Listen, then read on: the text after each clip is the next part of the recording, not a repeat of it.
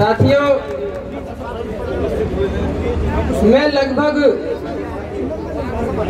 10:30 और 11 बजे के बीच में यहाँ पहुँच गया था और मैंने अपने युवा साथियों के स्पीच सुने। साथियों, ऐसा लग रहा था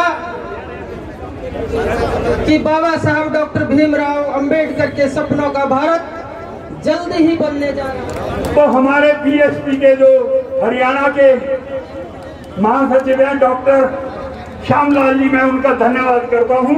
वो यहाँ पे आए, उन्होंने हमारी समस्या सुनी और सीधे इस भवन के जो प्रधान हैं जगदीश जी, उनके घर पे चले गए, क्योंकि समस्याएं हल भी तो करनी है हमने।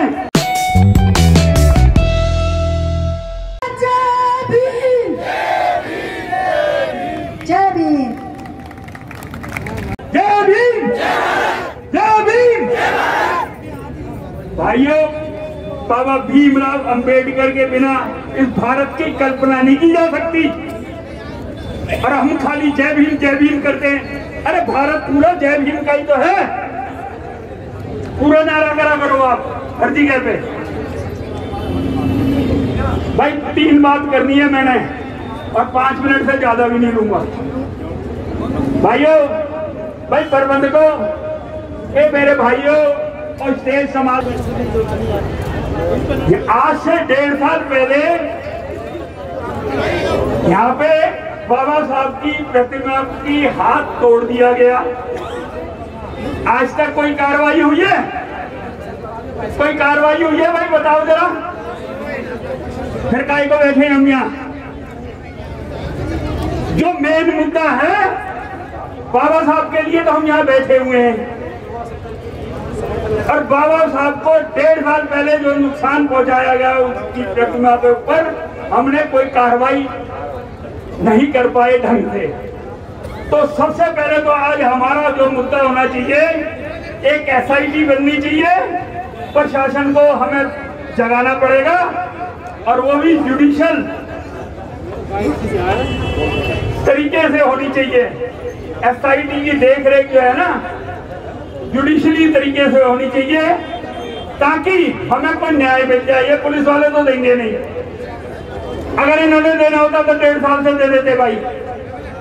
तो जो जितने भी बैठे हुए हैं ना भाई, हाथ खड़े करके अगर इस बात से सहमत हो कि हमें एक एसआईटी चाहिए जो 1.5 साल पहले हमारे साथ अन्याय हुआ है, हमारे बाबा भीमराव अंबेडकर की मूर्ति के साथ, उसके लिए सबसे पहले तो हमें एसआईटी चाहिए। अगर हमें जंग लड़नी है तो सबसे पहली जंग तो हम 1.5 साल पहले से शुरू करें, फिर अगली बात करेंगे। अगर आप सारे सहमत हो तो दोनों हाथ खड़े करके, दोनों हाथ, मीडिया वाले देख लो भाई, इधर वाले तुम हमारे साथ नहीं हो, भाई पीछे वाले नहीं हो,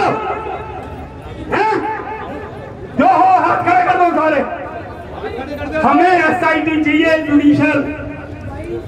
हाथ खड़े रखो, खत्म नहीं हुई बात। थक गए हो क्या? रोटी बनी हुई है।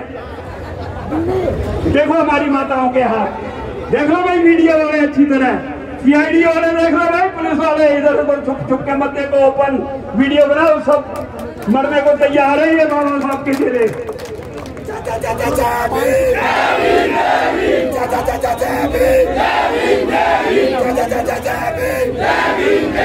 जब तक सूरज चांद आएगा, जब तक सूरज चांद आएगा। धन्यवाद भाई। हम संघर्ष किस लिए करते हैं? कुछ प्राप्ति करने के लिए? बताओ, प्राप्ति के लिए करते हैं। आज जिन नौजवानों ने, धीरज भाई और ये भाई खड़े हुए, सबका नाम नहीं पता, कम से कम आधी प्राप्ति हो चुकी है, उसकी घोषणा करूंगा अभी मैं आपको। ध्यान से सुन लेना। जो हमारे समाज के अंदर फूट पड़ जाती है, उसी वजह से ये सारे हादसे होते हैं ना। क्यों हादसे होते हैं हमारे साथ? क्योंकि हमारे अंदर फूट पड़ जाती है। तो हमारे पीएचपी के जो हरियाणा के महासचिव हैं डॉक्टर श्यामलाल जी, मैं उनका धन्यवाद करता हूं।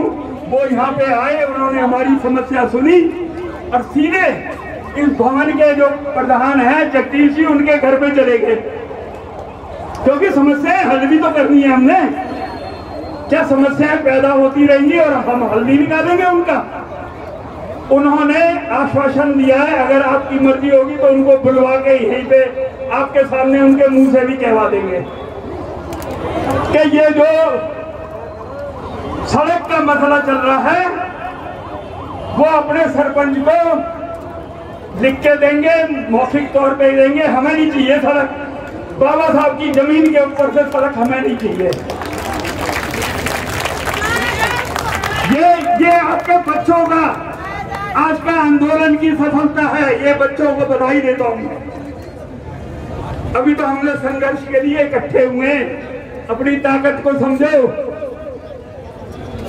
तुम्हारे अंदर कितनी ताकत है जब तुम इकट्ठे होते हो।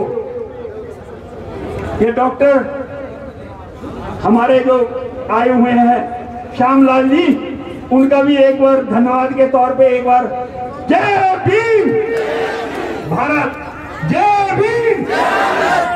ये भारत एक है क्योंकि बाबा भीमराव अम्बेडकर ने हमें एक ही संविधान दिया है, उस संविधान ने ही हमें एक करा है। और 85% को क्या 100% को एक करा है, हम समझा नहीं पाए सबको। ये जो अधिकार दिए 100% के लिए बाबा साहब ने दिए, वो बात हम समझा नहीं पाए और उसी कारण से हम मार खा जाते हैं। तो इन भाइयों का बहुत बहुत धन्यवाद जिन्होंने आज ये काम किया। और अगर आपकी इजाजत हो तो जो जगदीश हैं यहाँ के, जिनका घर पड़ता है, वो तो ये कहते हैं बाबा साहब के नाम पे मेरे घर को भी ले लो, रास्ते की तो अलग बात है, यहाँ तक भी कहने के लिए तैयार है। हमें किसी का घर नहीं चाहिए।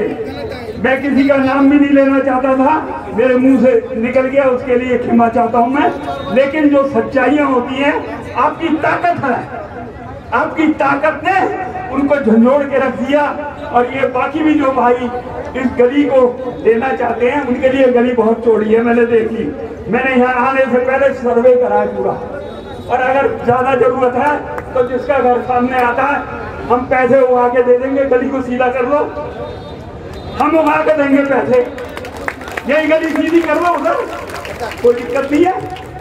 मैं आग्रह करूंगा सभी लोगों से, हमारा समाज कभी भी पार्क में से रास्ते को अलाउड नहीं करेगा। हमारा कोई भी रास्ते से कोई अलाउड नहीं है पार्क में से रास्ता। बिल्कुल सहमति है। हम तो उसका हल ये कह रहे हैं कि जिसका घर आ रहा है अगर उधर सीधा निकालना, मैंने पार्क में से नहीं बोला है, मैंने ये बोला है जो सीधी सड़क है पार निकाल दो, जिसका घर आता है जितना नुकसान होता है उसका दे देंगे, पर इस पार्क में से एक इंच की जमीन नहीं देंगे। और उसी के लिए हमने जिन्होंने ऐतराज करा था, जिन्होंने ये काम शुरू करा था, वो भाई भी आपके हैं, संयम से काम ले, बैठ के उन्हें भी समझा देंगे और समझ चुके हैं। और जब तुम्हारी ऐसी एकता देखेंगे तो भाई अपने आप ही ठंडे हो जाएंगे। तो मैं अपनी बाती को ज्यादा ना बढ़ाते हुए आज की प्राप्ति की तरफ आपका ध्यान दिलाया है। वो कितनी अमल में आ पाएगी जब हम इकट्ठे रहेंगे इसी तरीके से। अगर हम इकट्ठे रहेंगे तो कोई ताकत नहीं है हमें झुका पाए। तो मैं ज्यादा ना बोलते हुए आप सबका बहुत बहुत धन्यवाद जिन्होंने मेरे को टाइम दिया। और मुझे आज से 24-25 साल पुराना जो है ना, ये सीकरी नजर आ गया। यही चौक था, यही एससी समाज था। हमारे घरों में आग लगा दी गई थी, 95-96 की बात कर रहा हूँ मैं, याद आ रही है? अगर बुजुर्ग बैठे हो तब मेरी दाढ़ी भी है ना सफेद नहीं हुई थी, जवान था मैं। तो आप भी जवान ही हो, चिंता मत करो।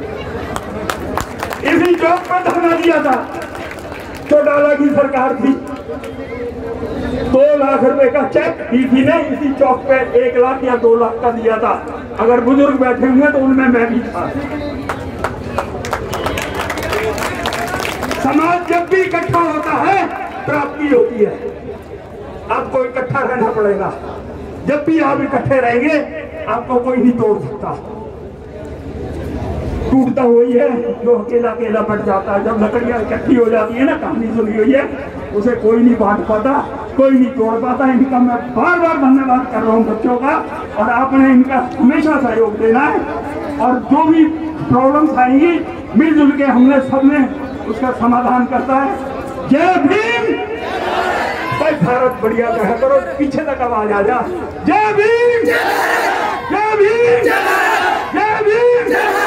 धन्यवाद। सर्वप्रथम तथागत भगवान बुद्ध और परम पूज्य बाबा साहब डॉक्टर भीमराव अम्बेडकर जी को नमन करते हुए आज यहाँ गांव सीकरी में